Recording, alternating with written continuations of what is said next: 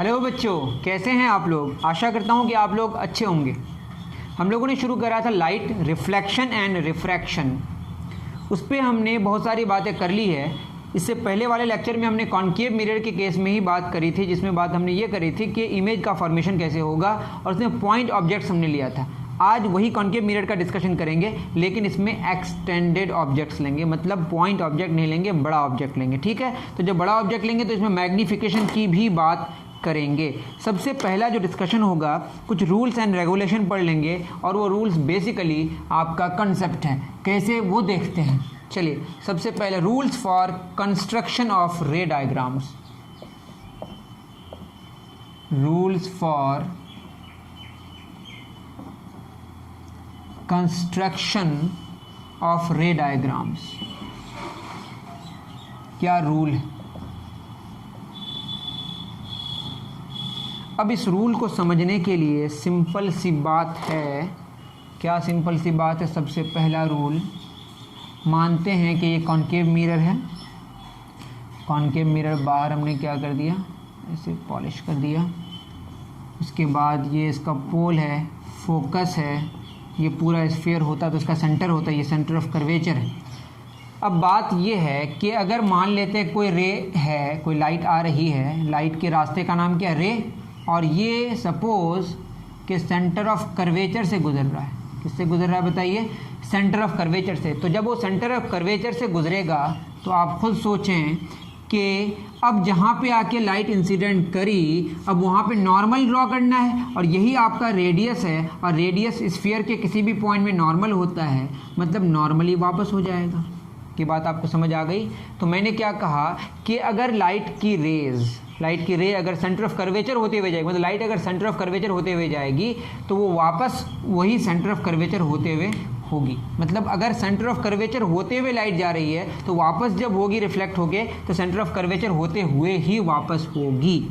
इतनी बात समझ आई? ये पहला आपका क्या हुआ।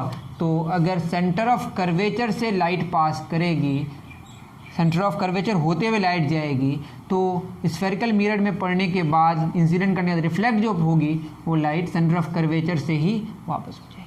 ठीक है, इतनी बात समझ आ रही है? सेंटर ऑफ कर्वेचर से जाएगी तो सेंटर ऑफ कर्वेचर से वापस हो जाएगी। अब आप लिख सकते हैं अपनी कॉपी में अपने हिसाब से, इंग्लिश में, हिंदी में, ये आपकी मर्जी है। तो ये पहला कंस्ट्रक्शन का रूल हो गया। ठीक है, दूसरा क्या है जो आपको याद रखना है, और आपको कुछ करना नहीं, वैसे ये सिंपल सी बात है, लेकिन तब भी रूल बना दिया गया है।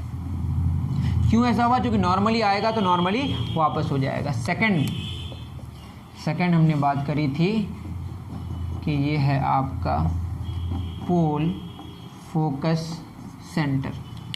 ठीक है, अब बात होगी, अगर मैं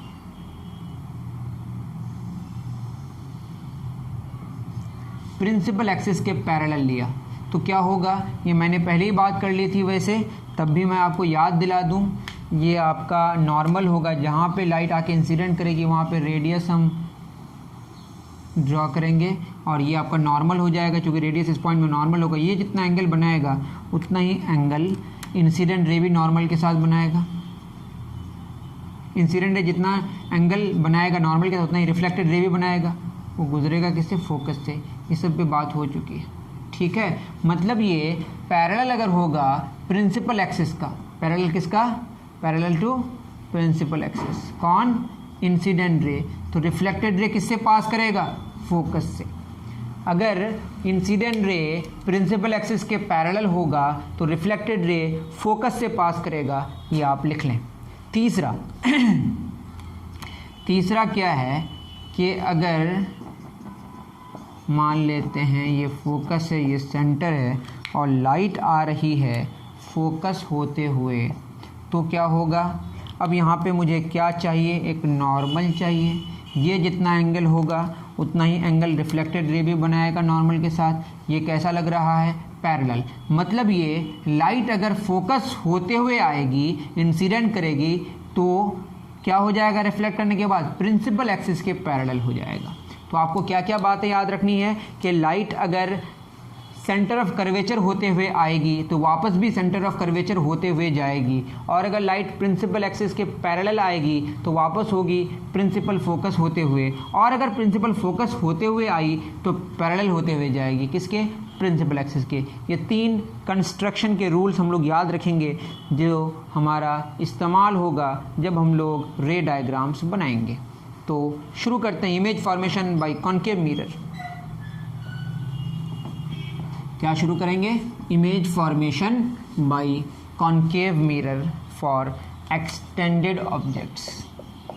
इमेज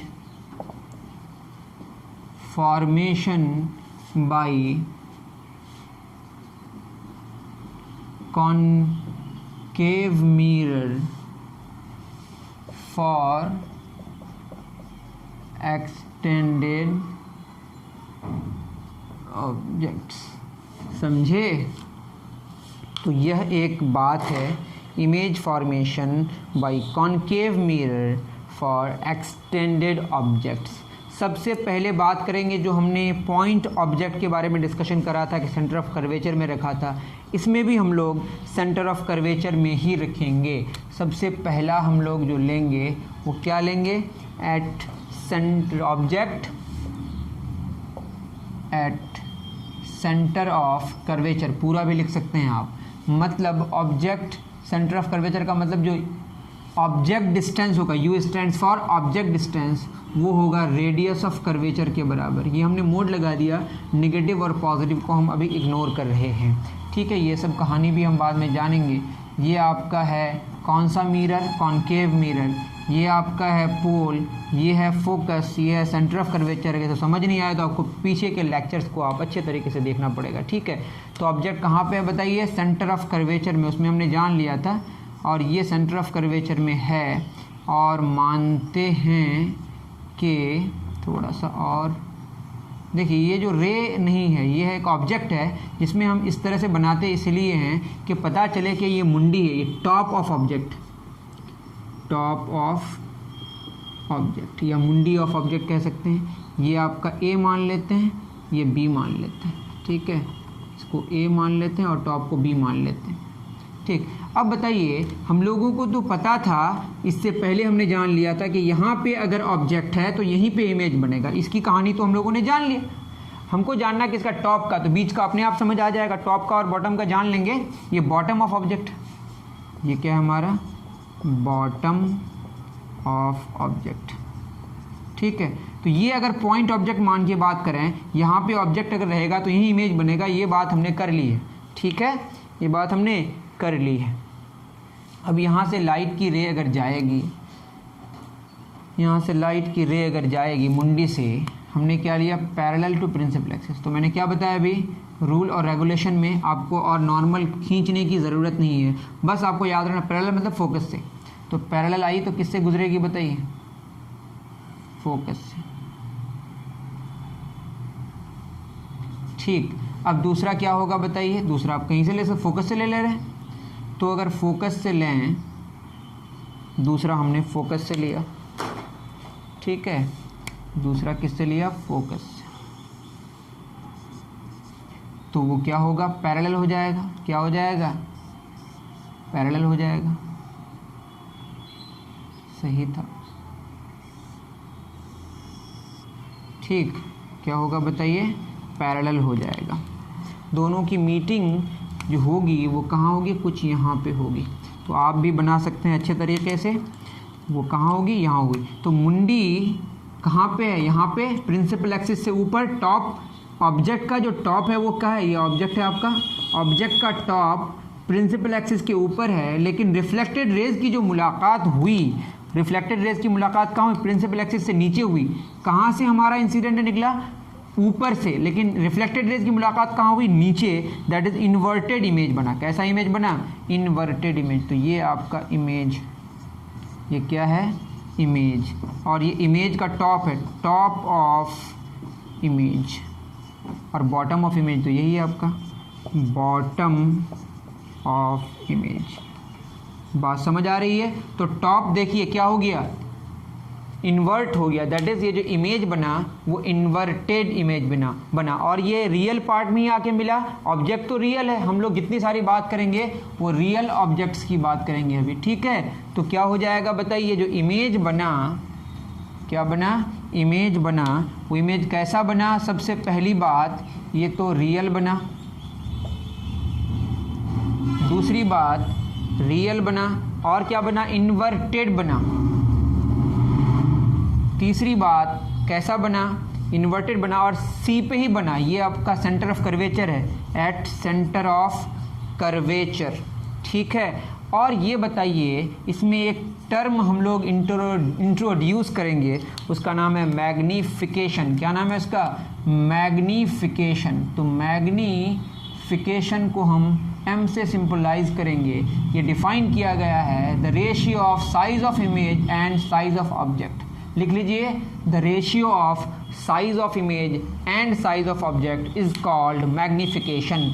ये ऊपर भी यूनिट मीटर है, नीचे भी यूनिट मीटर है, तो क्या हो जाएगा, यूनिट लेस मीटर पर मीटर। तो magnification is the ratio of size of image and size of object. यहाँ पे आप देखेंगे इसको हमने h क्या माना है, o, और ये क्या होगा hi, ठीक है। इमेज का साइज और ऑब्जेक्ट का साइज देखने में, और रे डायग्राम अगर बिल्कुल सही बनाएंगे तो बिल्कुल सेम ही लगेगा, इसमें कोई शक नहीं है। तो मैग्नीफिकेशन का जो मैग्नीट्यूड है वो 1 होगा, लेकिन पॉजिटिव होगा या निगेटिव होगा इसके लिए आपको साइन कन्वेंशन को जानना पड़ेगा। तो एक तो बात हो गई मैग्नीफिकेशन की, दूसरी बात आपको जाननी है साइन कन्वेंशन के बारे में। किसके बारे में, साइन कन्वेंशन के बारे में। तो वो मैं लिखा दूंगा, ई में देखिए मैग्नीफिकेशन कैसा होगा। ये मैग्नीफिकेशन का मैग्नीट्यूड है बनाया, बट मैग्नीफिकेशन निगेटिव है या पॉजिटिव है ये जानने के लिए आपको क्या करना पड़ेगा, आपको मानना पड़ेगा ये प्रिंसिपल एक्सिस आपका क्या हो गया, ये आपका रेफरेंस हो गया। ऊपर को पॉजिटिव मानना है, नीचे को निगेटिव मानना है। That means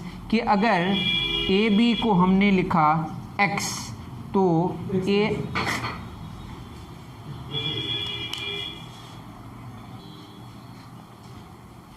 I am sorry, तो बात ये है कि मैग्नीफिकेशन क्या हुआ आपका, पॉजिटिव हुआ या नेगेटिव हुआ, इसको जानने के लिए हमने क्या बोला, इसको हमको रेफरेंस मानना है। ये साइन कन्वेंशन है कि ऊपर को क्या मानेंगे पॉजिटिव और नीचे को क्या मानेंगे नेगेटिव। तो ए बी अगर हमारा x है तो ये जो होगा हमारा, ये a, इसको मान लेते बी डैश, ए तो a में ही रहा, यही a है, इसको a dash, A B dash, ठीक है। ए बी डैश क्या हो जाएगा आपका, इमेज का साइज, इमेज की हाइट, ये क्या होगा -x। मेरी बात समझ आ रही है, मैंने क्या बोला, ये अगर +x है तो ये क्या होगा -x। आप कहेंगे बराबर कैसे हुआ, ये आप बाद में जान लेंगे, अभी देखने में जैसा लग रहा है वैसा आप समझें, ठीक है। तो मैग्नीफिकेशन क्या हो जाएगा बताइए, size of image that is ये -x, और साइज ऑफ ऑब्जेक्ट क्या होगा +x, तो ये क्या आएगा -1। दैट इज मैग्नीफिकेशन निगेटिव हुआ। मैग्नीफिकेशन क्या हुआ, निगेटिव। मैग्नीफिकेशन आपका हुआ निगेटिव। निगेटिव जब भी मैग्नीफिकेशन होगा तो इन्वर्टेड इमेज बनेगा, ये आपको हमेशा के लिए याद रख लेना है।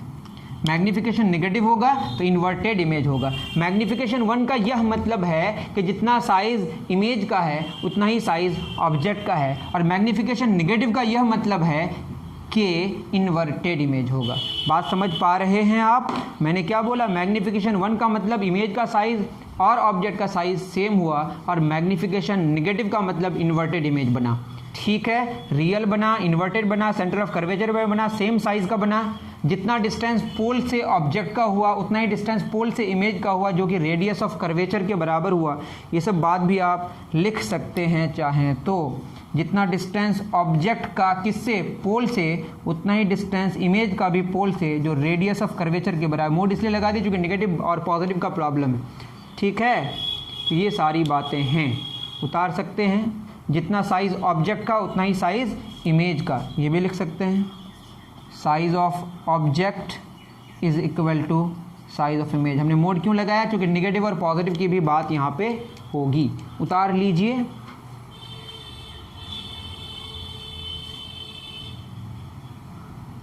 चलिए, इतनी बात आपको समझ आ गई होगी। हमने बीच में एक बात करी, उसका नाम है साइन कन्वेंशन, उसको भी हैश लगा के समझा देते हैं। साइन कन्वेंशन में एक बात आपने जान ली, वो क्या, कि अगर प्रिंसिपल एक्सिस से ऊपर की हाइट होगी वो क्या होगा, पॉजिटिव। जितनी सारी चीज़ें, जितने सारे डिस्टेंसेस लेंगे वो पोल से लेंगे। जैसे यहाँ से यहाँ पे ऑब्जेक्ट का डिस्टेंस है, तो ऑब्जेक्ट डिस्टेंस P से F का डिस्टेंस, ये फोकल लेंथ। तो जो भी डिस्टेंस लेंगे वो पोल को ऑरिजिन मान के बात करेंगे। Pole is taken as origin, all the distances are measured from pole. कोई तो एक हमको लेना पड़ेगा रेफरेंस ना, कभी आप रेफरेंस इधर ले लेंगे उधर ले लेंगे। तो हम लोगों ने फिक्स कर दिया क्या कि पोल को आपको रेफरेंस लेना है, वहीं से सारा डिस्टेंस लेना है। और डायरेक्शन इंसिडेंट रे का जो होगा उसको पॉजिटिव मानेंगे। मतलब ये पोल से इधर आएंगे तो नेगेटिव होगा, पोल से पीछे जाएंगे तो पॉजिटिव होगा। इन the direction of incident ray distance is taken positive, in the direction opposite to incident ray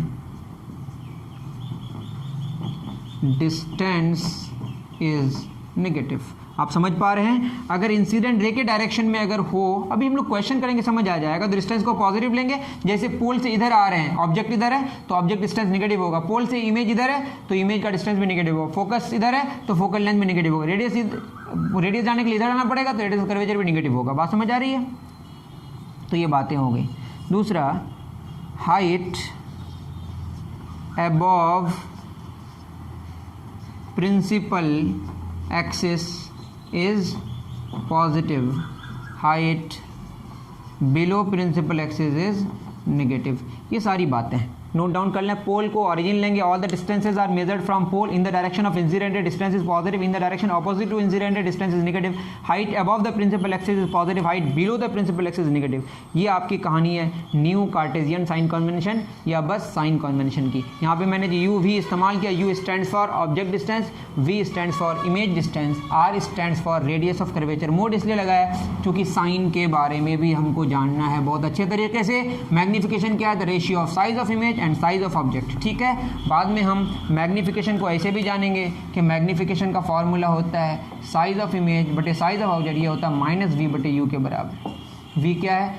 image distance, you क्या है? Object distance. ये हम लोग बाद में प्रूफ करेंगे, आपको बस रखना है याद। मतलब ये कि अगर साइज बराबर होगा तो डिस्टेंसेस भी बराबर होगा, इसका आप ख्याल रखें। तो अभी हम लोगों ने जाना तो उसमें डिस्टेंसेस भी बराबर है और साइज भी बराबर है। ठीक है, इसमें कोई शक नहीं है। अब अगर हम ये जो साइन अभी जो हम लोग मैग्नीफिकेशन जाना, अगर मैं प्लेन मिरर का केस बताऊं आपको, प्लेन मिरर आप अगर पीछे प्लाट के देखेंगे तो मैग्नीफिकेशन क्या होगा? इरेक्ट इमेज बना था, ऑब्जेक्ट अगर ऊपर था तो इमेज भी ऊपर था, ऑब्जेक्ट नीचे था तो इमेज भी नीचे था, तो साइज सेम था तो एच आई बटे एच ओ। अगर ये साइज ऑफ इमेज अगर प्लस एक्स है तो साइज ऑफ ऑब्जेक्ट भी क्या होगा? Plus x. ये अगर माइनस एक्स है तो ये भी माइनस एक्स होता, साइज सेम, साइन भी सेम होगा, ऊपर तो ऊपर नीचे तो नीचे। ठीक है, तो ये कितना होगा? +1। तो मैग्नीफिकेशन इसका भी मैग्नीट्यूड 1 है, मतलब साइज दोनों में बराबर है। किसमें? चाहे आप प्लेन मिरर का केस करें या कॉन्केव मिरर में सेंटर ऑफ कर्वेचर में ऑब्जेक्ट रखें, दोनों में ही साइज सेम बनता है। लेकिन इसमें क्या बनता है? इसमें वर्चुअल बनता है, इरेक्ट बनता है, और कॉन्केव मिरर के सेंटर ऑफ कर्वेचर वाले केस में रियल बनता है, इन्वर्टेड बनता है, लेकिन साइज सेम होता है। इसके लिए आपको स्क्रीन की ज़रूरत नहीं पड़ेगी, लेकिन वहाँ चूँकि रियल इमेज बनेगा तो स्क्रीन की ज़रूरत पड़ेगी। तो ये मैग्नीफिकेशन +1 है किसके केस में? प्लेन मिरर के केस में। ठीक है, चलिए बहुत अच्छी बात। नेक्स्ट बात करेंगे हम लोग, लेकिन ये रियल ऑब्जेक्ट की बात हो रही है। सेकंड नंबर, चलिए बियॉन्ड सी। पहला हो गया हमारा सी में, सॉरी हाँ बियॉन्ड सी ही होगा ना, beyond C between C and F. F का तो हम लोग जानते ही हैं कि कहाँ बन जाएगा? इन्फिनिटी में। यहाँ तो मैग्नीफिकेशन सेकंड नंबर ही पहले है, फिर थर्ड, फोर्थ, फिफ्थ, सिक्स्थ। ठीक है, अगर आपको फोकस की बात जानना है देख लेंगे। तो बियॉन्ड सी के बियॉन्ड कुछ भी हो कोई इशू नहीं है, यहाँ पे हम लोग आराम से कर लेंगे। सी के बियॉन्ड का मतलब ये है सी से बाद ये आपका कॉन्केव मिरर है, ये पोल है, फोकस है, सेंटर ऑफ कर्वेचर। ठीक है। सी के बियॉन्ड का मतलब ये कि इन्फिनिटी और सेंटर ऑफ कर्वेचर के बीच में जो ऑब्जेक्ट का डिस्टेंस, ऑब्जेक्ट कहीं पे कहाँ रहेगा, कहीं यहाँ पे रहेगा ये ऑब्जेक्ट, ठीक है। ये ऑब्जेक्ट का टॉप है, ये ऑब्जेक्ट का बॉटम है, बोलने की ज़रूरत है नहीं, ये ऑब्जेक्ट है। बियॉन्ड सी का मतलब जो आपका ऑब्जेक्ट डिस्टेंस है ये आर है, रेडियस ऑफ कर्वेचर से बड़ा होगा और इन्फिनिटी से छोटा होगा, ठीक। ये तो आप जानते ही हैं। यहाँ पे अगर होगा तो इमेज यहाँ बनेगा, ये हमने बात कर ली है, ये बताने की ज़रूरत नहीं है, आप पॉइंट ऑब्जेक्ट के केस में जाके जान लें, हमको बस टॉप का जानना है। टॉप में हम लोग 2 कलर लेंगे, अभी हमने किया इसको, अगर हम ये पैरेलल लेके जाएं तो किससे गुजरेगा बताइए, फोकस से। ये तो आपका क्लियर है, पहला वाला हो गया। दूसरा क्या लें, अब हमारे पास सेंटर ऑफ कर्वेचर वाला भी उपाय है, यहीं से कर लेते हैं, आसान पड़ेगा। ये ऐसे गया तो वापस ऐसे ही हो गया, तो कहाँ पे मीट किया, यहाँ पे मीट किया। देखिए ऑब्जेक्ट दूर है और इमेज कहाँ बना, नज़दीक बना, तो आपको ऐसे भी समझ आ जाना चाहिए कि छोटा इमेज बनेगा। कैसा इमेज बनेगा, उसमें सेम साइज़ था, वो लिखना भूल गए थे, लिखना लिख ही लिए थे, समझ जाइए, है ना। और देखिए नीचे बना इन्वर्टेड बना, और यहाँ का तो यहाँ बना था, ये पहले ही जान लिए थे, इसको ए डैश मान लेते, ये बी डैश। दिखने में ही छोटा लग रहा है। ये क्या है, एच, ये हमारा इमेज, ठीक है, ये एच ओ और ये एच आई। अब बात अगर करें तो इमेज कैसा बनेगा, इमेज छोटा बना, इसमें कोई शक नहीं है। पहली बात रियल बना, ठीक। उसके बाद कैसा बनेगा, इन्वर्टेड बनेगा। छोटा बना तो डिमिनिश्ड होगा, ठीक है, ये बड़ा होगा और ये छोटा होगा, डी। अब क्या क्या इसमें लिखना है, बहुत सारी बातें हैं। अब मैग्नीफिकेशन कैसा होगा, अगर हम नीचे बात करें, ये साइज़ ऑफ इमेज बटे साइज़ ऑफ ऑब्जेक्ट है, यही ना, तो ऊपर नीचे निगेटिव, मतलब ऊपर निगेटिव, एच आई निगेटिव और एच ओ पॉजिटिव, ठीक है। तो या ये अगर पॉजिटिव होगा ये निगेटिव, तो ये निगेटिव होगा तो ये पॉजिटिव होगा तो ये निगेटिव, जस्ट ऑपोजिट होगा, ठीक है, तो निगेटिव ही आएगा। तो मैग्नीफिकेशन निगेटिव का मतलब ही क्या है, इन्वर्टेड, जो मैंने पहले बता दी, ठीक है।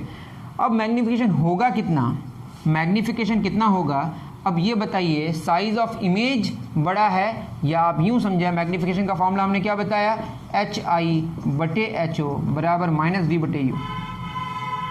अब आप ये बताएं, ये है आपका v इमेज डिस्टेंस और ये है आपका u ऑब्जेक्ट डिस्टेंस।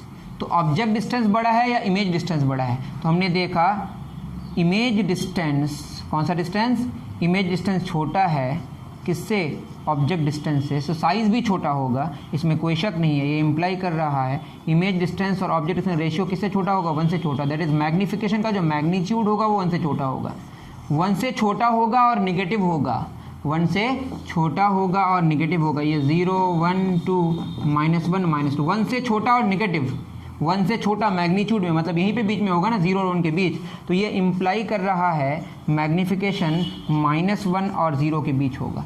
किसके बीच होगा, -1 और 0 के बीच ही ऐसे वैल्यूज़ होंगे जिसका मैग्नीट्यूड 1 से छोटा होगा, जिसका मोड 1 से छोटा होगा और निगेटिव होगा। बात समझ आ रही है, मैग्नीफिकेशन -1 और 0 के बीच में होगा। उम्मीद करता हूँ कि समझ पाए होंगे। मैग्नीफिकेशन निगेटिव होगा और उसका मैग्नीट्यूड 1 से छोटा होगा, मतलब -1 और 0 के बीच में होगा, ठीक है। इतनी सारी बातें आपकी क्लियर हो गई होंगी। चलिए, बहुत अच्छी बात। उसके बाद बियॉन्ड सेंटर ऑफ कर्वेचर हो गया। तीसरा नंबर between C and F, at F भी जान लेते हैं पहले। एफ का क्या मतलब है बताइए, ये क्रिटिकल पॉइंट है, ये होता नहीं है वैसे, तब भी मैं बता देता हूँ।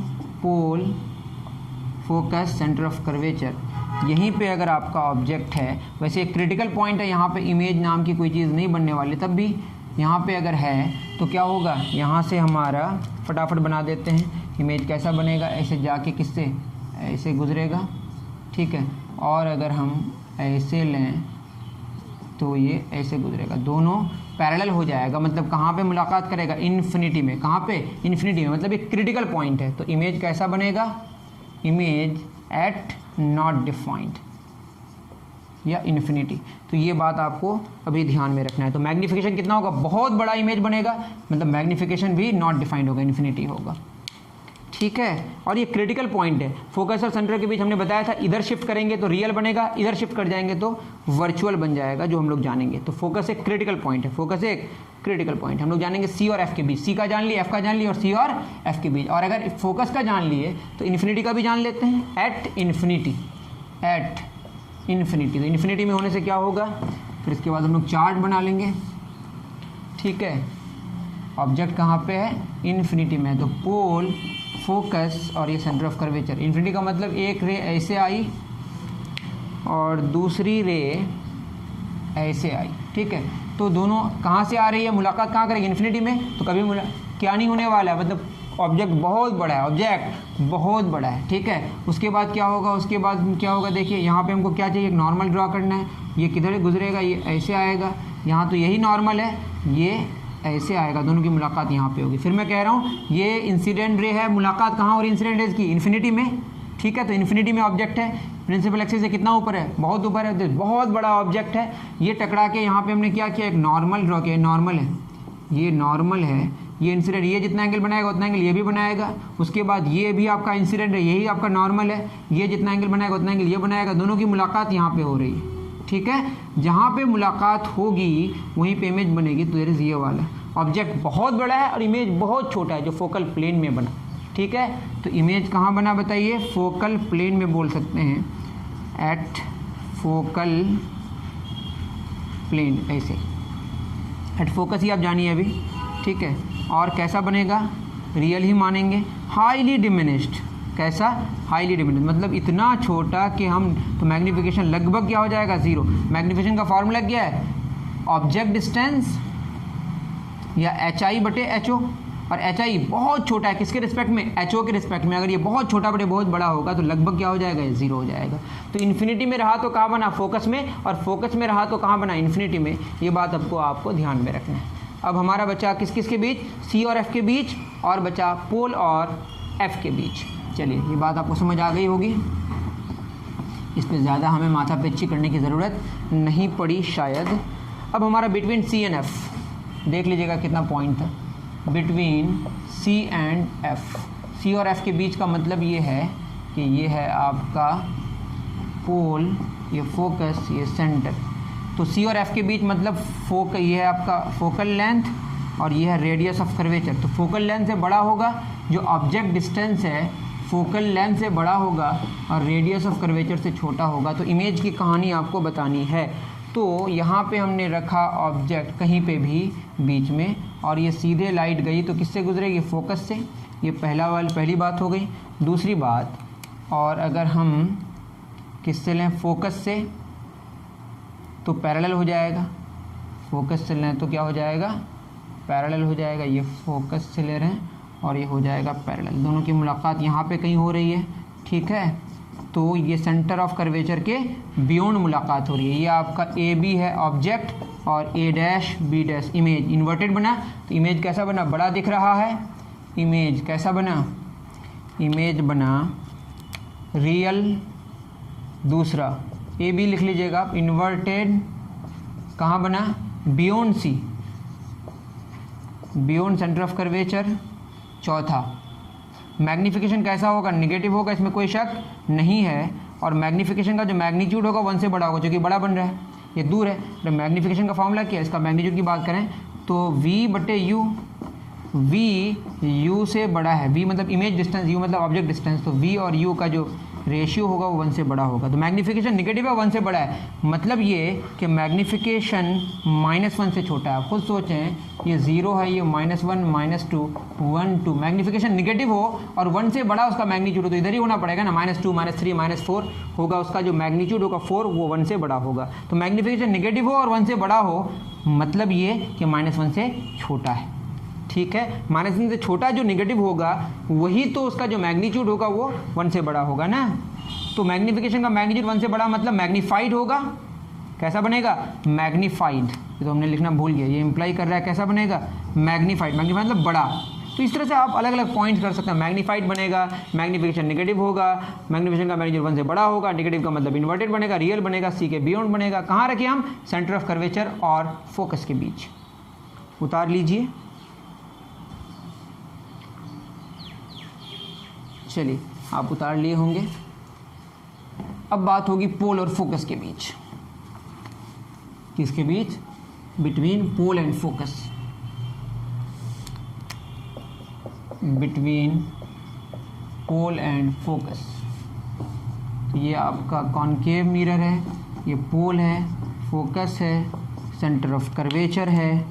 फोकस और पोल के बीच अगर रखेंगे तो यहाँ पे कहीं रखेंगे, ठीक है। तो ऐसे गया लाइट ऐसे जाएगी तो वापस वो फोकस से आएगी, ठीक है। ये आपका, और अगर मान लेते हैं दूसरा हम रेड से ले लेते हैं, तो भूल ही गए थे रेड को, ये ऐसे आया, ये जितना एंगल होगा ये आपका क्या नॉर्मल है, तो कुछ ऐसे आएगा, ठीक है। दोनों की मुलाकात इधर होने वाली नहीं है, तो इधर होती हुई कहीं लगेगी, ठीक है। आप ठीक से मिला दें। ये जो हुआ ये आपका इमेज बना, क्या बना ये इमेज, ये होगा ए डैश बी डैश, ये आपका क्या हुआ ए बी। बात समझ आ रही है? तो ऑब्जेक्ट किस पार है? फोकस और पोल के बीच है। और इमेज कहाँ बना? इमेज रिफ्लेक्टेड रेज की वजह से बनता है, जो हमने पहले ही बात कर ली है, ठीक है। तो ये जो बना किधर बना? पीछे बना। ये इंसिडेंट रेज हैं, इंसिडेंट रेज की मुलाकात कहाँ पे हो रही है? यहीं पे हो रही है। बट रिफ्लेक्टेड रेज की जो मुलाकात इस पार नहीं हो रही है, उस पार होती हुई लग रही है कि यहाँ से आ रहा होगा, ठीक है। तो कैसा इमेज बना? वर्चुअल बना। देखिए ऊपर दैट इज वर्चुअल बना, इरेक्ट बना। इमेज ये कैसा हुआ बताइए? ऑब्जेक्ट डिस्टेंस जो है वो क्या है बताइए? वो फोकल लेंथ से भी छोटा है, दैट इज फोकल लेंथ से छोटा है, ठीक है। तो इमेज कैसा बना बताइए? इमेज बना आपका, इमेज बना, रियल बना, इन्वर्टेड बना, ऐसा है क्या? नहीं। क्या बना? वर्चुअल बना, इरेक्ट बना, बिहाइंड द मिरर बना, दिखने में बड़ा लगता है, इसमें कोई शक नहीं है। तो मैग्निफिकेशन का मैग्नीट्यूड 1 से बड़ा हुआ, और मैग्निफिकेशन क्या होगा? पॉजिटिव होगा, दैट इज मैग्निफिकेशन 1 से बड़ा होगा। क्यों पॉजिटिव होगा? चूंकि मैग्निफिकेशन का फार्मूला क्या है? -v/u। अब बताइए v क्या है? v इमेज का डिस्टेंस, ये तो पॉजिटिव होगा, पोल से पीछे जा रहे हैं इंसिडेंट रे के डायरेक्शन में, दैट इज नेगेटिव है, और ये पॉजिटिव बटे u क्या है इधर? नेगेटिव। तो नेगेटिव और plus minus minus, that is negative बटे नेगेटिव क्या आएगा?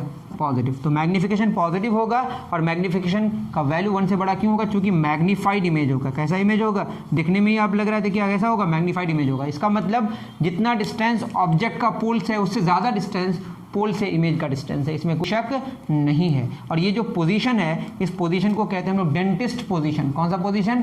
डेंटिस्ट पोजीशन या शेविंग पोजीशन। क्योंकि यहाँ वर्चुअल इमेज बनता है और बड़ा बनता है, और बड़ा दिखेगा डेंटिस्ट को, दांत वगैरह जो दिखाएगा, तो सहूलियत होगी किसको? डेंटिस्ट को, या सैलून में जो बार्बर है उसको सहूलियत होगी। तो हम लोग पोल और फोकस के बीच में बैठेंगे, और इमेज कैसा बनेगा? वर्चुअल और मैग्नीफाइड, ठीक है। अब आप इसको क्या कर सकते हैं? एक चार्ट में सारे के सारे रियल ऑब्जेक्ट हैं, ठीक है। इमेज वर्चुअल भी बना और रियल भी बना। कब वर्चुअल बना? सिर्फ एक केस में, कब? जब पोल और फोकस के बीच ऑब्जेक्ट हो, ठीक है। ये सारी कहानी आप समझ गए होंगे। इस पूरी कहानी को आप क्या कर सकते हैं? एक चार्ट बना के लिख लेंगे आप। ऑब्जेक्ट डिस्टेंस क्या सिंबल है? u। दूसरा क्या लिखेंगे आप? इमेज डिस्टेंस कहाँ से? पोल से, v। उसके बाद nature of image, nature of image. चौथा क्या? मैग्नीफिकेशन, ठीक है, जिसको हम m से सिंबलाइज करते हैं। सबसे पहले कहाँ पे रखा हमने? सबसे पहले ऑब्जेक्ट को रखा सेंटर ऑफ कर्वेचर में, मतलब रेडियस ऑफ कर्वेचर के बराबर होगा। तो इमेज डिस्टेंस भी किसके बराबर होगा? रेडियस ऑफ कर्वेचर के बराबर। रियल होगा, इन्वर्टेड होगा, और सेम साइज होगा। मैग्निफिकेशन -1 होगा। उसके बाद हमने कहाँ रखा? उसके बाद हमने रखा C और इन्फिनिटी के बीच, that is radius of curvature से ज़्यादा होगा डिस्टेंस, और इन्फिनिटी से कम होगा। आप देख लीजिए मिला के, तो इमेज कैसा बनेगा? इमेज बनेगा फोकस और किसके बीच? सेंटर ऑफ कर्वेचर के बीच, that is radius of curvature से इमेज का डिस्टेंस छोटा होगा और फोकल लेंथ से बड़ा होगा। रियल होगा, इन्वर्टेड होगा, और डिमिनिश्ड होगा, छोटा, ठीक है। और मैग्नीफिकेशन का जो वैल्यू होगा वो -1 से बड़ा और 0 से छोटा होगा। आप देख लीजिए, मैं सारी बातें कर चुका हूँ। और अगर फोकस और सेंटर ऑफ कर्वेचर के बीच में रखा जाए, फोकल लेंथ से बड़ा और रेडियस ऑफ कर्वेचर से छोटा, तो क्या हो जाएगा, इमेज जो बनेगा वो बनेगा रेडियस ऑफ कर्वेचर से बड़ा, इन्फिनिटी मतलब सेंटर ऑफ कर्वेचर के बियॉन्ड बनेगा इमेज, ठीक है। और कैसा बनेगा, रियल बनेगा, इन्वर्टेड बनेगा, डिमिनिश्ड के बाद देखिए पहले सेम साइज बना फिर डिमिनिश्ड बना, यहाँ बनेगा मैग्नीफाइड, यहाँ क्या बनेगा मैग्नीफाइड, और मैग्नीफिकेशन क्या होगा -1 से छोटा, आप मिला लीजिएगा, ठीक है। और अगर ऑब्जेक्ट कहाँ पे हो, पोल और फोकस के बीच, तो इमेज कैसा बनेगा, फोकल लेंथ से तो उसका बड़ा होगा वैल्यू, इसमें कोई शक नहीं है, लेकिन बिहाइंड द मिरर होगा, क्या होगा behind the mirror, that is virtual inverted behind the mirror, और मैग्नीफाइड होगा, कैसा होगा मैग्नीफाइड, और मैग्नीफिकेशन का वैल्यू +1 से बड़ा होगा, ठीक है। इतनी बात समझ आ गई। और कुछ बातें हैं कि अगर ऑब्जेक्ट को इन्फिनिटी में रख दें तो इमेज फोकस में ही बन जाएगा, रियल होगा, इन्वर्टेड होगा, हाईली डिमिनिश्ड होगा, मैग्नीफिकेशन बिल्कुल ज़ीरो हो जाएगा। और अगर फोकस में रखें फोकल प्लेन में तो कहाँ बनेगा, इन्फिनिटी में बनेगा, इसकी चर्चा नहीं करते, इस पर मैग्नीफिकेशन नॉट डिफाइंड हो जाएगा। क्यों नहीं करते, क्योंकि फोकस से आगे पीछे करने से क्या हो जाता है, रियल और वर्चुअल सीधे शिफ्ट कर जाता है। उम्मीद करता हूँ कि जितनी सारी बातें हमने बताई वो आपको समझ आई होगी, अच्छे से नोट करके सबमिट कर दें, नहीं समझ आए तो आप कमेंट सेक्शन में ज़रूर बताएं। मिलते हैं नेक्स्ट वीडियो में, थैंक यू वेरी मच।